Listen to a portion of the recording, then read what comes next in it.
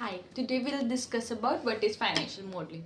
Financial modelling क्या है? एक तरह से एक टेक्निक है जिसमें हम क्या करते हैं, हम अपने डाटा को एक क्वांटिफाई मैनर में लेके आते हैं ताकि हम क्वांटिफाई डाटा को लेके आते हैं ताकि हम कुछ व्यूज़, कुछ डिसीजंस उस पर ले सकें।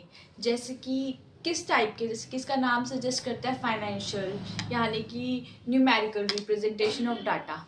एंड मॉडलिंग मतलब एक ऐसा स्ट्रक्चर बनाना जिससे हम चीज़ों को एनालाइज कर पाएँ।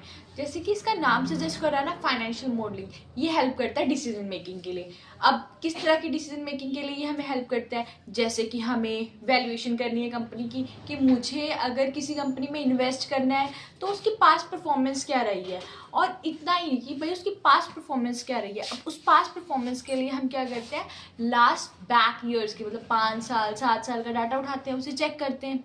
देन अगर मुझे इन्वेस्ट करना है, मुझे किसी कंपनी के स्टॉक परचेज करने हैं, मुझे वहाँ पे इन्वेस्ट करना चाहिए, नहीं इन्वेस्ट करना चाहिए, मुझे कोई कंपनी के साथ मर्जर करना है, जिस कंपनी में मैं पैसा लगा रही हूँ क्या वो फ्यूचर में बेनिफिशियल रहेगी, मेरा पैसा डूब तो नहीं जाएगा, तो मुझे कैसे पता चलेगा?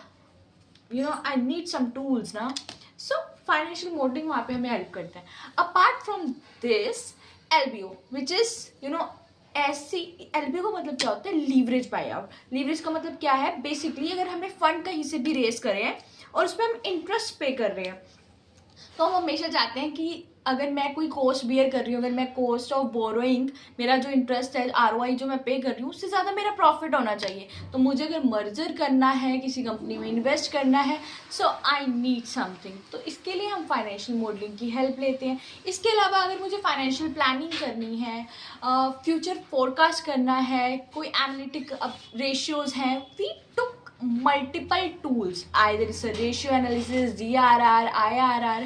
There's so many techniques and tools we use to project the future of the company so that उसमें कुछ भी चेंजेस आए, बेसिकली एक स्ट्रक्चर हम तैयार करके रखते हैं जिसमें अब कुछ भी चेंजेस अगर आ रहे हैं, हम उसमें न्यूमेरिकल वैल्यू पुट करते हैं और उसका इम्पैक्ट देखते हैं और उसे एक प्रोजेक्शन ले लेते हैं कि हाँ, अब बेसिकली नॉट ओनली, अब जो डाटा हम लेते हैं वो ज़रूरी नहीं कि सिर्फ पास का डाटा ले रहे हैं, हमें उसके लिए इंडस्ट्री ट्रेंड, गवर्नमेंट की schemes and many relevant facts we have to consider.